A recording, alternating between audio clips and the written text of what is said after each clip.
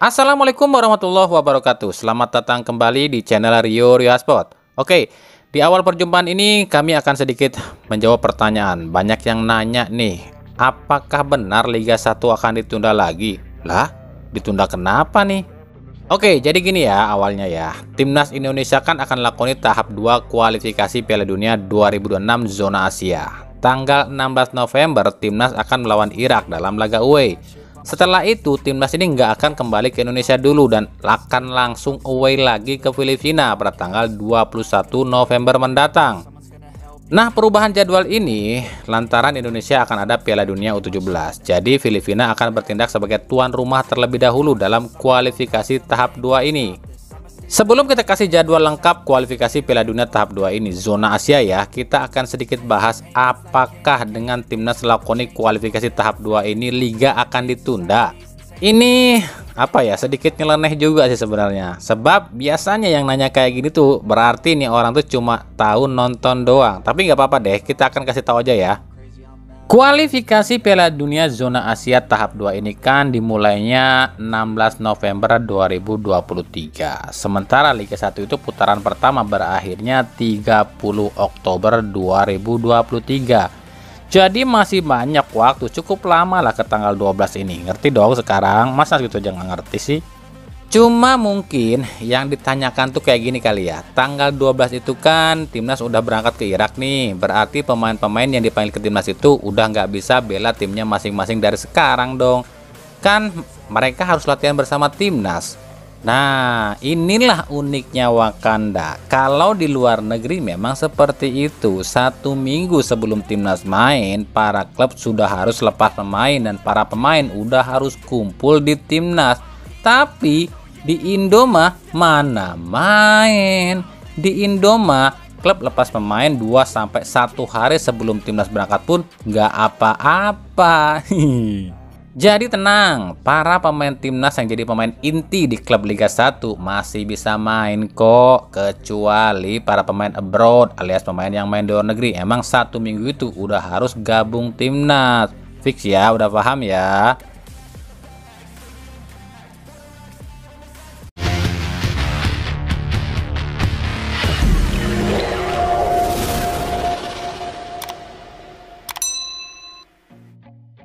Vietnam nampaknya lagi pusing nih cuy. Kenapa? Vietnam lagi pusing soal Piala Asia. Sebab di Piala Asia nanti segala tindakan brutal pemain Vietnam, baik itu provokasi dan lain-lain, pasti ketahuan. Sebab Piala Asia kabarnya resmi pakai VAR dan akan pakai wasit resmi FIFA. Tar dulu nih, ini beda nih. Tar dulu, ini beda nih. Wasit resmi FIFA itu maksudnya apa? Emang selama ini yang main tuh bukan wasit FIFA asli gitu? Jadi gini nih, selama ini kan kita tuh sering banget nih lihat wasit yang berlaga atau memimpin laga internasional itu ada lambang FIFA di kantongnya nih. Itu nggak semuanya wasit FIFA resmi loh ya. Sebab di FIFA itu ada 3 tingkatan wasit. Level 1, level 2, dan level pro. Yang level pro itu biasanya memimpin pertandingan Piala Dunia, Euro, Piala Afrika, dan kejuaraan besar lainnya. Sementara level 2 itu biasanya memimpin liga-liga utama di sebuah negara. Dan level 1 itu biasanya memimpin Liga 2 di sebuah negara dan seterusnya. Nah, yang biasanya dipakai di ajang AFF dan AFC itu biasanya wasit tahap level 1. Jadi wajar kalau kelihatan ini wasit-wasit ini itu masih kayak wasit tarkam. Nah, di Piala Asia nanti kabarnya akan pakai wasit FIFA Pro. Makanya dengan kenyataan ini Vietnam pun mulai ketar-ketir. Jadi mereka nih mikir gini, waduh gawat nih kalau pakai VAR kita gak bisa main kasar nih. Gitu. Vietnam pun mulai bikin skema dengan cara menjatuhkan mental tim-tim pesaing di grup ini. Tujuannya agar mental tim-tim ini tuh down duluan sebelum ke pertandingan resminya.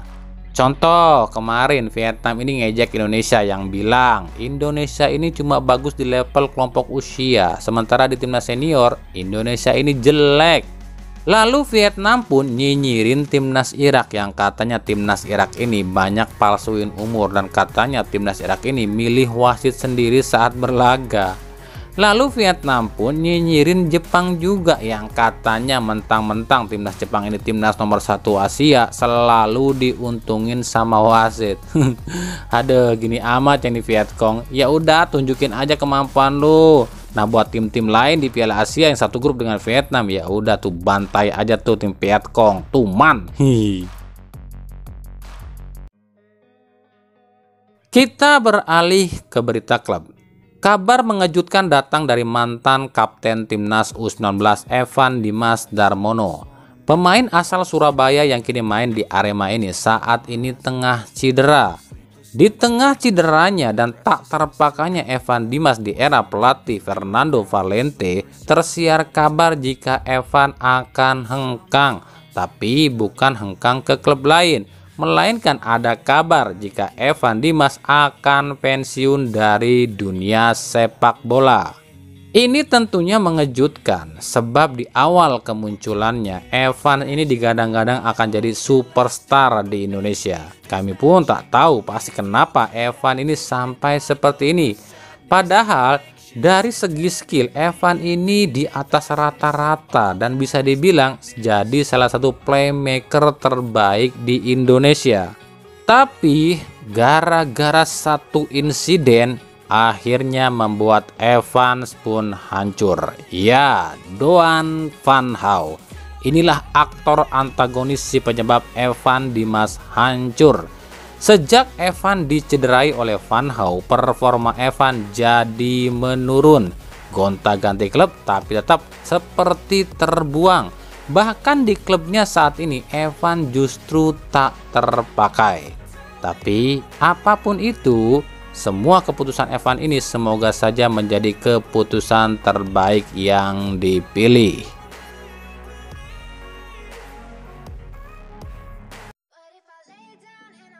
Dari Persebaya, kekalahan 3-1 atas Bali United semakin menambah rekor buruk Joseph Gombau di Persebaya. Alih-alih hadirkan performa yang lebih bagus, datangnya Gombau justru semakin menenggelamkan Persebaya. Dari 5 laga yang dijalani oleh Gombau, Persebaya cuma bisa raih 1 kali kemenangan, yakni saat menang 3-1 atas Arema.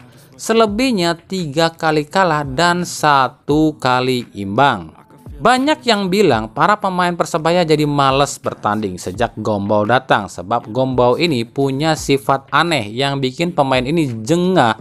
Bahkan sejumlah pemain pun menyatakan ingin hengkang dari Persebaya. Tapi Gombau sendiri mengaku jika ada pemain yang pergi itu bukanlah dirinya yang membuang, sebab menurut Gombau dia sama sekali tak berniat membuang satupun pemain Persebaya saat ini dan mengaku butuh para pemain ini.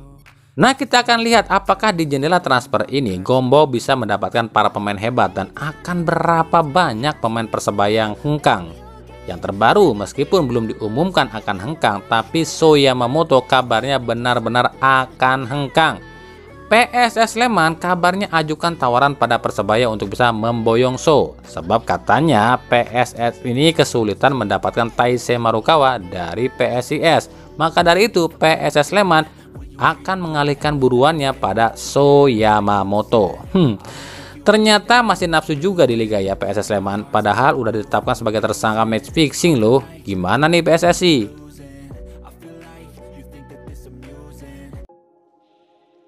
Dari Persib Bandung, tak dibawanya beberapa pemain ke Samarinda menimbulkan rumor di tubuh Persib jika pemain-pemain yang tak dibawa ini akan dilepas oleh Persib di jendela transfer ini. Mereka adalah Daisuke Sato, Febri Haryadi, Zalnando, Fitrul Dwi Rustapa, Abdul Aziz, Reki Rahayu, dan Ridwan Ansori. Yuk kita cek fakta dan rumornya aja ya. Yang pertama, Daisuke Sato. Sato kabarnya terkena flu saat tiba di Bandung usai jalani FIFA Matchday bersama timnas Filipina. Jadi dia ini tak dibawa ke Samarinda. Tapi rumor yang beredar kabarnya ada 2 tim biru yang tengah meminati Sato untuk dipinjam. Yang kedua Zalnando. Nah, jelas kalau ini sih emang cedera lama ya, tapi tetap ada rumornya. Rumornya Nando pun dibidik oleh tim Persikabo. Yang ketiga Febri Haryadi. Ya, Febri masih dalam tahap pemulihan, tapi rumor Febri kita tahu semua lah, dia ini kan diminati oleh Persikabo dan Persita Tangerang. Yang keempat Fitrul Dwi Rustapa. Dia juga nggak dibawa ke Samarinda karena cedera bahu saat latihan terakhir. Tapi rumornya Fitrul ini pun kabarnya akan dipinjam oleh Persipura Jayapura. Yang kelima Abdul Aziz. Katanya sih Abdul Aziz ini kurang fit dan ada keperluan keluarga juga. Tapi rumornya ya kita tahu lah, Abdul Aziz ini tengah dibidik oleh Bali United. Yang keenam Reki Rahayu. Ya, cederanya kan cukup lama Reki, tapi rumornya Reki akan dipinjamkan ke Persita Tangerang. Yang ketujuh Ridwan Ansori. Ya, Ridwan Ansori dibawa ke Samarinda karena emang main di EPA, tapi rumornya dia ini akan dipinjamkan ke PSKC atau Persikabo. Ya, untuk kebenarannya kembali kami katakan, yang tahu itu ya cuma klub, pemain, dan pelatih, serta agen pemain itu sendiri.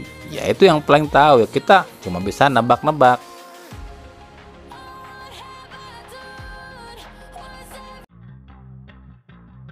Dari Persija Jakarta, Thomas Doll di ujung tanduk. Kenapa demikian? Hari Minggu nanti Persija akan jumpa Rans Nusantara FC. Kita tahu dua tim ini satu dapur.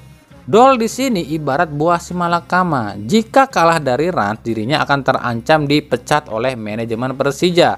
Tapi jika menang lawan Rans, dirinya pun akan terancam dipecat juga. Lah, kok bisa? Ya iyalah, sebab bos Rans ini lagi rayain anniversary pernikahannya ke-9, dan jika Rans menang ini akan jadi kado istimewa bagi Raffi Ahmad. Dan tentu saja sebagai salah satu pemegang saham Persija, Raffi pun berhak dengan meminta Persija ini main aman saat lawan Rans. Ya, hitung-hitung buat ngasih kado lah sama Raffi Ahmad dan Nagita Slavina. Kasihannya Thomas Doll. Thomas Doll ini pelatih hebat loh, tapi diombang-ambing. Ya udahlah, main aman aja, seri aja dah. Sementara itu, Thomas Doll sendiri sudah memastikan akan mendatangkan 4 pemain asing baru, 2 striker, 1 gelandang, dan 1 pemain multifungsi. Nah, pemain multifungsi ini apa? Pemain multifungsi ini adalah dia ini bisa main sebagai back, bisa main sebagai gelandang, bisa main sebagai winger maupun sebagai striker. Untuk nama-namanya sendiri belum ada yang resmi ya. Kalau rumor dan negosi udah banyak dan udah pernah kami bahas juga. Tinggal tunggu aja jadi apa enggak. Cuma yang pasti ya, kalau 4 pemain asing ini bisa didatangkan, berarti jelas ya, Simic, Oliver Bias, dan Gajos akan out. Sebab Persija masih punya 1 slot kosong, ditambah 3 pemain asing yang akan dilepas. Berarti pas tuh, sudah jadi 6 dan kuotanya pun akan terpenuhi. Kan ditambah Kudela dan Rio Matsumura. Untuk pemain lokal banyak yang dibuang dan banyak juga yang akan datang, tapi kita akan bahas nanti aja ya, soalnya saat ini prosesnya baru 20%-an lah.